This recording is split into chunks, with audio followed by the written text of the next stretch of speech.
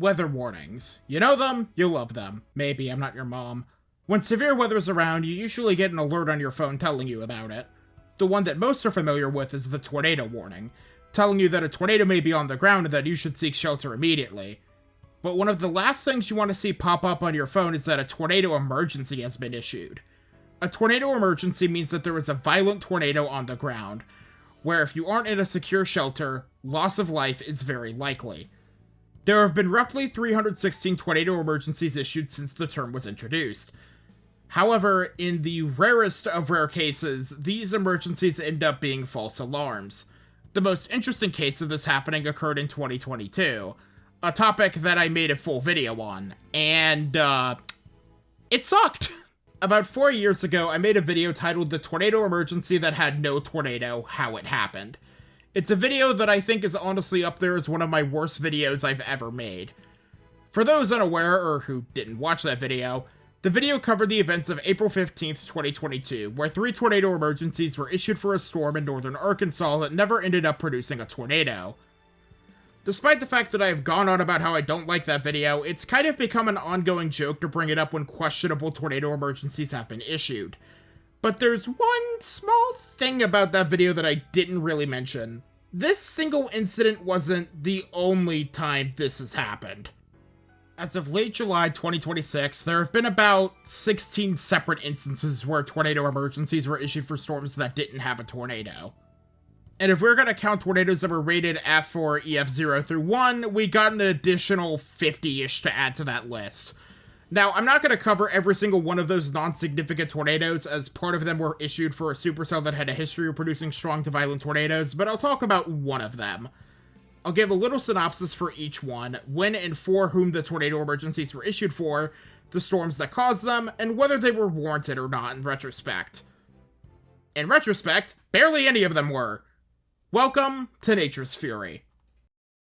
But before we jump into this, for the few people who don't know about the warning system, I want to quickly cover this as there's some things I want to address with it. Before 1999, the system was pretty much what many who aren't into weather know about. If there's a chance of storms that could produce tornadoes in a large enough area, a tornado watch would be issued. Once a storm had formed that either had sufficient rotation based on Doppler radar, or said rotation or tornado was confirmed by someone on the ground, that storm would be given a tornado warning.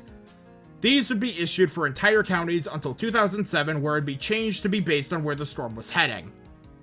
But on May 3rd, 1999, the first ever tornado emergency was issued, and for all intents and purposes, it was an unofficial warning category. It was issued for the Oklahoma City metro area as the Bridge Creek Moore tornado was ongoing, to bring more urgency that this tornado that's ongoing is not just an average tornado, but one that is extremely violent. God, that sounded AI generated. Why the hell did I write it that way? Other offices picked up on this and would issue tornado emergencies for storms that they believe would be more urgent to respond to than your average tornado warning, especially if said storm was heading for a populated area. Although, technically you should be taking shelter and taking action for a normal tornado warning anyway, but that is besides the point. This system would be in effect up until 2014. Following the Joplin tornado, pressure was on the NWS to at least figure out what went wrong. One of the main problems was that the false alarm rate of tornado warnings was through the roof, and thus adjustments were made to try and mitigate what happened in Joplin from happening again. One of the changes made in response to the Joplin tornado was the introduction of the different warning types through the impact-based warning program. There are 3 tags: base, considerable, and catastrophic. Base is your basic tornado warning, so they are either radar indicated, radar confirmed, or observed. The considerable tag corresponds to PDS tornado warnings, PDS standing for a particularly dangerous situation. The catastrophic tag corresponds with a tornado emergency. However, it takes more than just looking at radar for a split second to go, that should be a tornado emergency, according to the NWS. Their guidelines state that if the tornado is 100% confirmed, VROD is equal to or greater than 70 knots, and the STP, or SIG-TOR parameter, is above 6, a tornado emergency should be issued. However, those guidelines aren't followed to a T. As analyzed by a paper from the University of Illinois written by Edward Wolf and Moore, only 2 tornado emergencies have met both criteria. So in reality, it's still mostly up to meteorologists' interpretation. So now that we got caught up with that, let's talk about every tornado emergency that didn't have a tornado. Disappointment in the game of life. While I mainly only cover the tornado emergencies that didn't have a tornado in this video, I did want to mention this one. It was home to one of the first few tornado emergencies ever issued. So, June of 2000 was apparently not big enough of a month for a detailed Wikipedia entry, but it was home to the third tornado emergency ever issued, and what the actual hell? Okay, so this spawns from a cell that fires in the Oklahoma Panhandle, moves to the southwest, and suddenly it gets a tornado emergency at around 4:54 p.m. Central Daylight Time. Why? Well, apparently there was a report of a tornado to the west of Perryton. Where is it exactly? Great question! I have no idea given what it looked like on radar. Now, given that we barely have any records on this looking back, all we know is that this was rated F0. So in hindsight, should this have been given a tornado emergency? Dear God, no! I barely see enough rotation for a tornado warning, and it probably wouldn't have been given a tornado emergency if there wasn't a report of a tornado on the ground. Disappointment in the game of life. May 7th, 2003 marks the first time where tornado emergencies were issued for storms that never ended up producing a tornado. In fact, this happened in 4 separate instances this day. I'm going to be referencing Tornado Archive for the summary, as the mesoscale analysis doesn't go back this far. In the upper levels of the atmosphere, there was a bout of 50 to 60 knots of westerly flow at the 500 millibar level. Closer to the surface, at the 850 millibar level, shear existed for early portions of the day, but quickly diminished come the evening hours. Across the state of Alabama, surface-based CAPE was generally between 1,000 to 2,000 joules per kilogram, with various places where surface-based CAPE reached upwards of 3,000 joules per kilogram. The first tornado emergency was issued for a supercell that, yeah, I can't tell what's going on. For older storms, I don't have a list of Tor-Es on GR2, so I just kind of have to guess as to where they were based on the time that it was issued. But, yeah, what the hell was this based on the time it was issued? The remaining 3 tornado emergencies that didn't have a tornado this day were for extremely messy storms that didn't warrant them. Rotation was there for sure for some of those storms, but almost all the tornado emergencies from this day were unnecessary. I say almost because there was an F2 in Mississippi that got one. Disappointment in the game of life. Alright, this one's gonna require some context. This was the day immediately following the 2008 Atlanta tornado, the one that I made a video on back during the first year of me doing these videos. So let's just say that the city of Atlanta and people were on edge for this. Not helping was the fact that the severe weather threat that day was pretty high too for NWS Atlanta's coverage area. There was a high risk in place for eastern Georgia, including Athens, so there's that to keep in mind. That day, you had a strong bout of westerly flow across much of the southern United States, with 35 to 40 knots of southwesterly flow at the 850 millibar level, associated with a developing area of low pressure. Closer to the surface, you had a cold front moving in that transitioned into a stalled frontal boundary, then a warm front formed to the north of that with the cold front coming in. McSlair CAPE was on the lower side, ranging from 500 to 1,000 joules per kilogram. TLDR, it was a high shear, low CAPE day. The highest risk was from eastern Georgia into South Carolina for the threat of supercells that could bring strong to violent tornadoes. Anyways, our supercell in question formed in Alabama in the afternoon and made its way into Georgia, with a severe thunderstorm warning attached to it. As the supercell made its way past Villa Rica, at 3:37 p.m., the storm was given a tornado warning.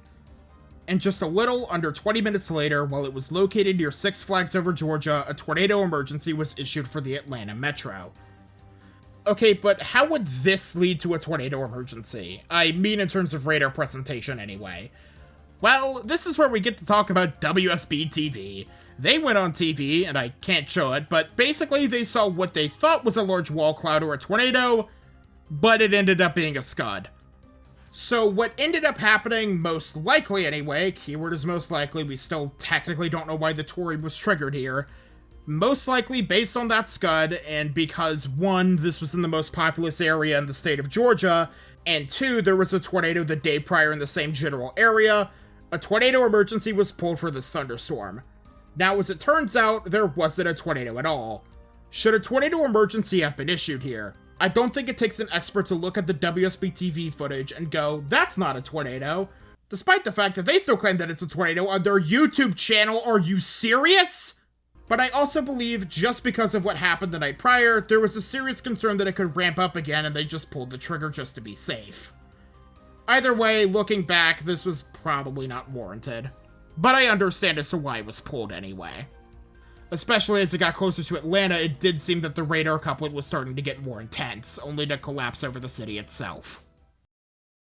Disappointment in the game of life. So this outbreak is actually one I'm kind of obsessed with, mainly because I nearly got hit by a tornado from this outbreak, but I digress. In the upper levels of the atmosphere, there was a strong belt of westerly flow coming in through the southern United States. How strong? Like 70 to 90 knots. At the 850 millibar level, you had 35 to 40 knots of low-level shear. Closer to the surface, a warm front was progressing slowly to the east, and the cold front associated with it would catch up to it throughout the day. Mixed layer CAPE was low, although there were some pockets of higher amounts in Alabama and Mississippi. Just like last time, it was a high shear, low CAPE day. There were multiple discrete supercells that were moving through Georgia and Alabama, but these storms mainly produced tornadoes in Georgia. Anyways, our first cell in question forms in central Alabama and moves to the east. Tagged with a severe thunderstorm warning at around 2:30 p.m., and is upgraded to a tornado warning shortly thereafter. There's broad rotation on the back half of the storm, so it's understandable. About an hour later, after passing to the north of Pell City, a tornado emergency was issued for a whole bunch of counties, but mainly including the cities of Oxford and Anniston. The radar presentation, doesn't seem to warrant a Tor E, but a lot of storms that day had a weird look to them. The storm is labeled as a tornado emergency up until it reaches the Georgia-Alabama border, where it just gets the traditional tornado warning from NWS Atlanta. The other storms, similarly formed in roughly the same area in central Alabama, move to the east. The storm gets tagged with a severe thunderstorm warning shortly before 4 p.m. Central Standard Time. Then, as it moves past Springville, it gets a tornado warning. Half an hour later, the text officially states that it's a tornado emergency, roughly as it's to the north of Anniston, with the tornado emergency extending to the Alabama-Georgia border.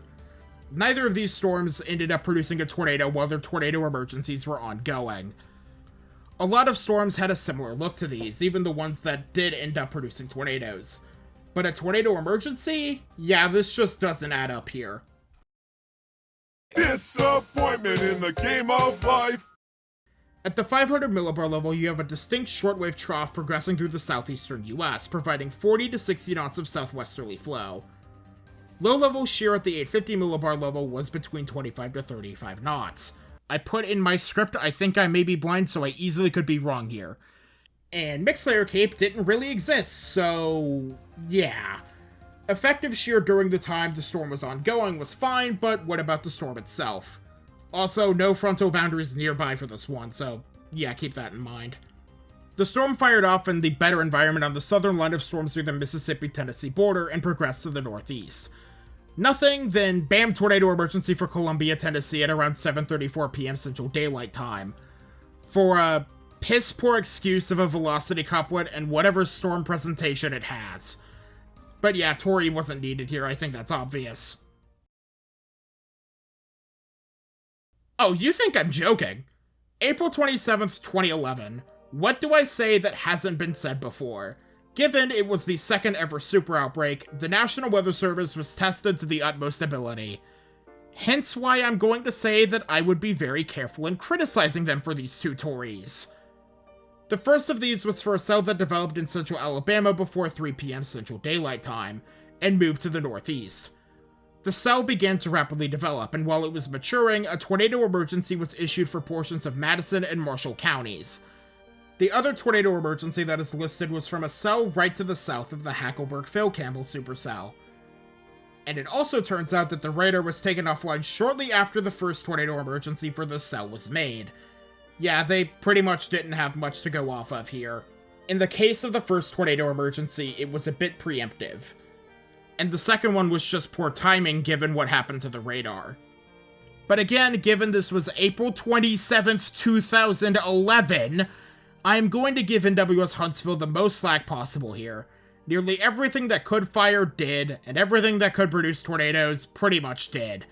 Given how insane the day was, and given the circumstances, I think this was pretty much the most understandable case as to why Tor E's didn't end up having a tornado associated with them. Disappointment in the game of life. This was also expected to be a pretty big day for severe weather for portions of the Carolinas and the mid-Atlantic, with a day 1 moderate risk in effect with a 15% hatch tornado risk for portions of North Carolina and Virginia.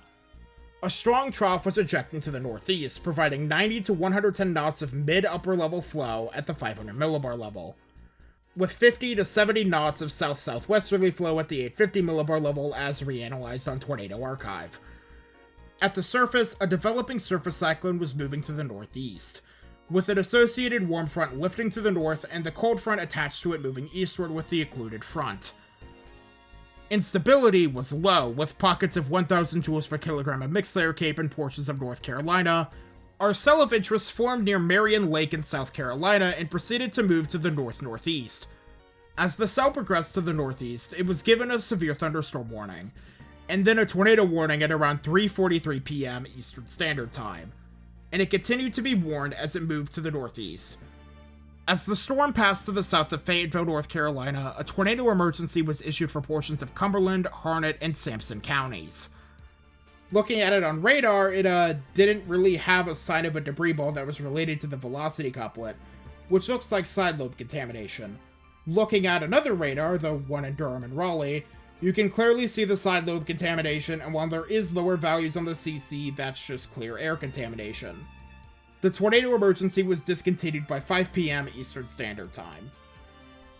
In our current era with correlation coefficient, I have no idea how this was given a tornado emergency.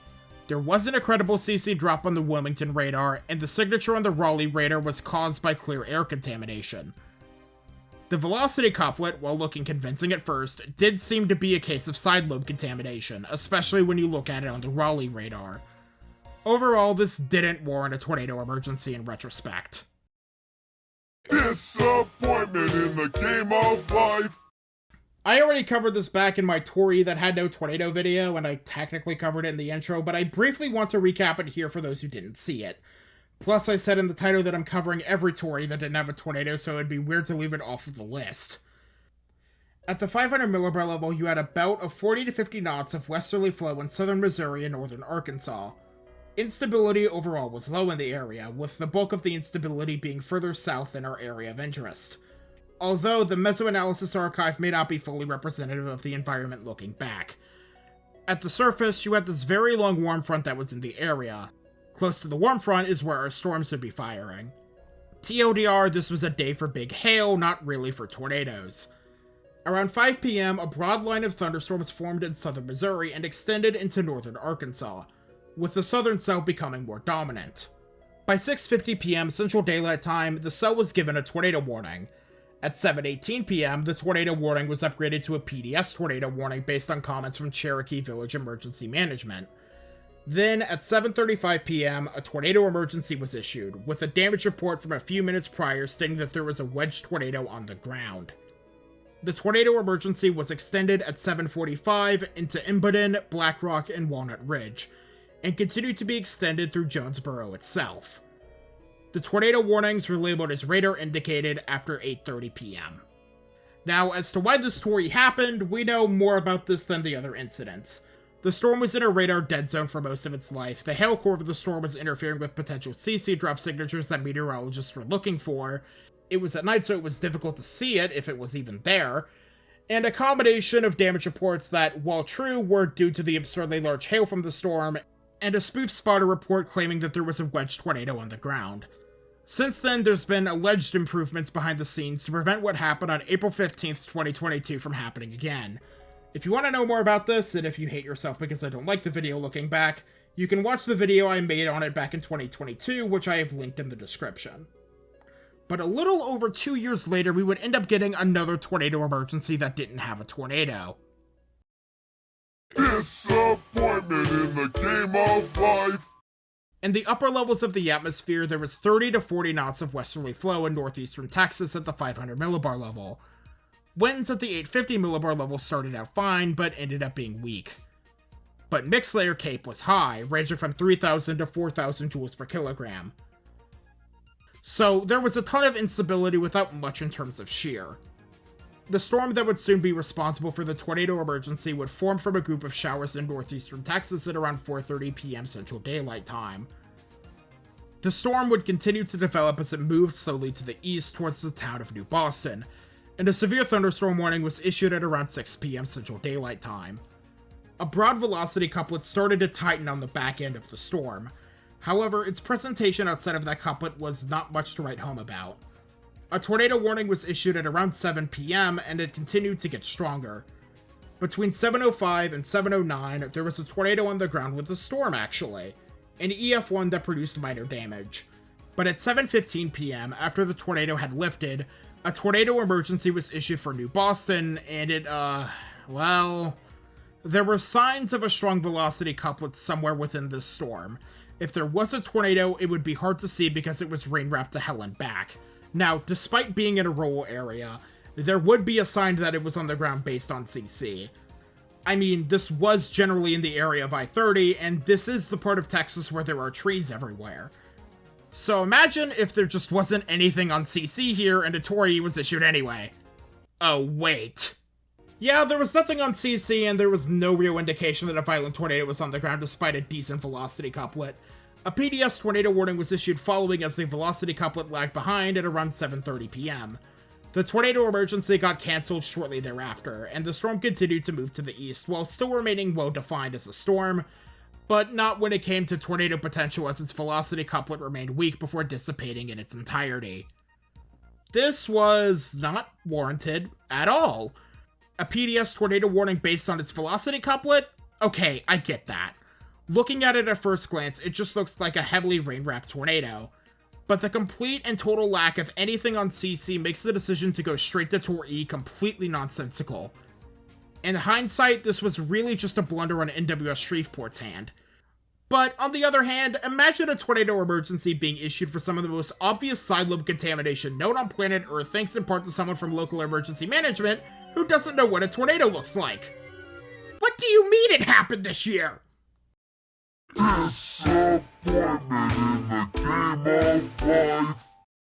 In the mid to upper levels of the atmosphere, a strong belt of 60 to 70 knots of southwesterly flow was ejecting to the northeast over the Central Plains. The low-level jet was strong, and with mixed-layer CAPE expected to be between 3,000 and 4,000 joules per kilogram, with mid-level lapse rates between 8 to 9 degrees Celsius per kilometer, it was a very volatile environment, but most storms were unable to take advantage of the environment. Storms either didn't move off of the boundary and ended up running into each other, and shear vectors weren't helping much either, although some storms were able to stay discreet. Thank you to both Destroyer and Tornado TRX from Tornado TRX's server for pointing that out. Regardless, a moderate risk for tornadoes and strong winds was in place for portions of Kansas, Nebraska, and Missouri. While some cells were able to produce tornadoes, most of them didn't, and it quickly went linear for the most part. Our storm in question formed from a group of cells at around 3:45 p.m. Central Daylight Time, and it moved to the northeast. A severe thunderstorm warning for the cell was issued at around 4:13 p.m., and just to the north, a tornado warning was issued for Pawnee City at around 4:25. 20 minutes later, the warning was upgraded straight to a tornado emergency. By 5 p.m., the tornado emergency would be cancelled and be replaced with PDS tornado warnings as it moved into Missouri, with the PDS warnings being dropped by around 6 p.m. Now, looking at just reflectivity, it doesn't seem too odd of a storm to get a higher end warning. It has a look that's similar to those of tornado-producing supercells. Then you look at velocity. It's contaminated to hell and back and is obviously a very clear case of side lobe contamination. You know, one of the things that the NWS states is something to keep in mind before going straight to Tori. There was also completely nothing on CC either, so yeah, why did this get issued? Well, that's because someone from local emergency management said that there was a multi-vortex tornado on the ground and likely mistook a scud for a tornado. The reason I say likely is that we don't have the full picture here. There were people posting photos saying, there was a tornado here, here's proof. But it turns out those photos was not the tornado in question that was related to this. Or I should say non-tornado because there wasn't one associated with this. This tornado emergency should have been issued due to the lack of a CC drop and the very obvious side lobe contamination. The only reason why I think this got upgraded was due to the report from emergency management. That singular report, given there were no photos or videos shared of the storm, should not have been the sole decider for the upgrade to a Tor E. A PDS warning at most should have been issued. And thus concludes the list of every storm that had a Tor E that never ended up producing a tornado. I have some points that I want to talk about before I finish this up. So, what was the point of this video? That's a good question. Besides the fact that I'm running out of video ideas, it's important to look back at the shortcomings of the NWS to better reflect that the NWS isn't perfect. 99% of the time, they do a phenomenal job, but that 1% of the time tends to stick out like a sore thumb. It's important to look at past failures to learn from your mistakes so the mistakes of the past don't happen again. However, it seems like that it's happening again.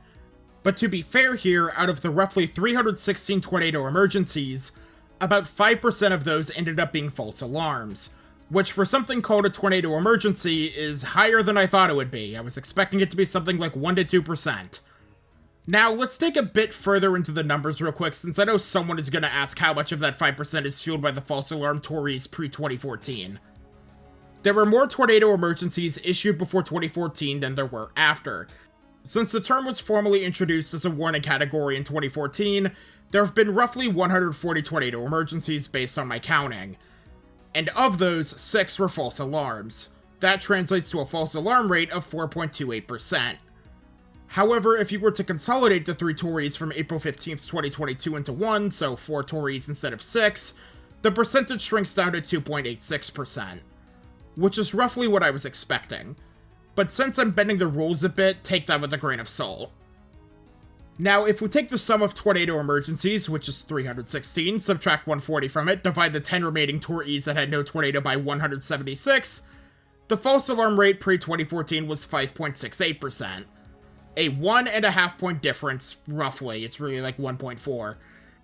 But I feel like that's higher than it should be, given we are talking about something that, when issued, means that those not in shelter are facing the threats of serious injury or death. Now, compared to the average tornado warning false alarm rate, it's night and day. However, I feel like that, given what a tornado emergency stands for in the meteorological community, it really should be close to 1 to 2%, or from a perfectionist standpoint, 0%. But humans are behind the desk at the NWS, and humans make mistakes sometimes. But I feel like this should be more obvious to understand why this false alarm rate may be seen as too high for the warning category. I certainly think it's a bit on the higher end myself, just given what it stands for. Just a side note about my math here. This is based on the numbers from the Wikipedia list, which I'm not sure how long ago the number of Tor E's total at the top of the page was updated, and my own inferences of those numbers reflected on the IEM website. I could easily be wrong about the separate false alarm rates, but the point is that the numbers are, despite the approximate 1.5% difference, are still in the ballpark of around 5 to 6%. While there's the argument that it should be 0%, I feel like in some instances with something like false reports, it's hard to not be sympathetic with the NWS to a certain extent. But I feel like from here on out, that unless there's 100% confirmation through a CC drop on radar or a debris ball on radar, and or photo-video evidence of a tornado ongoing, that the most a tornado warning should be upgraded to should be a PDS warning.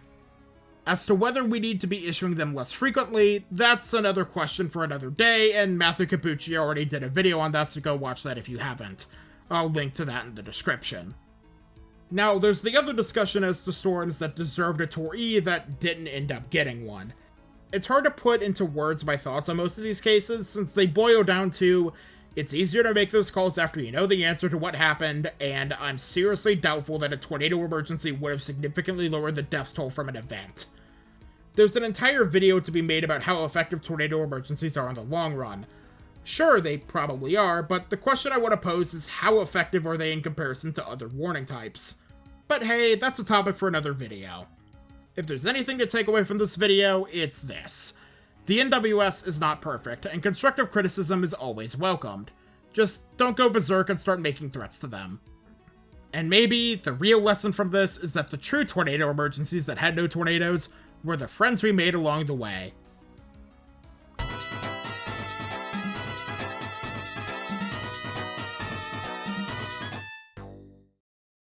Hey, so you may have noticed that I used something different alongside GR2 for the weather radar animations this time around. Well, that's been brought to you by Hunter Hurley's website, the HHWX Radar Archive. I'm not sponsored, by the way. It's as simple as making an account, putting in the dates and times at the top, selecting your radar site, and bam, hit import data. There's a limit though, but there's subscription tiers that allow you to increase the frame limit per day. It's a mostly free way to create your own radar loops and even have them track alongside the storm. If you are interested in this website, I have a link to it in the description. Again, I'm not sponsored, I'm just a fan. Special thanks to my proofreaders, those being Alto and Foxtrot, Hunter Hurley for his website that I used, Ambxrry for the VTuber model I use, Celtic White for being the channel artist, Zinel, Krakalek, and Cyanide Blue for the music I use, and everyone for watching, it means a lot. Special thanks to those who are subscribed to the channel Patreon or are a YouTube member. Those being Dakota, Frostbite, Montpelier, Phoenix, and Queen Hyena at the Alfie's Army tier, Alto Stradamus and Michelle at the Alf Jr. tier, Bipolar Batty, Brian Hawley, Dante DMC, Ellen Bryn, Ezri, Foscrew, Foxtrot, Fry JC, Hannah Stormer, James Sullivan, Kara Kelly, King Shisa, Means Beans Machines, Rama, Tirani Rielta, and Van Granny at the Alf Mini tier, and everyone listed at the Alf Supporter tier. Your support is greatly appreciated.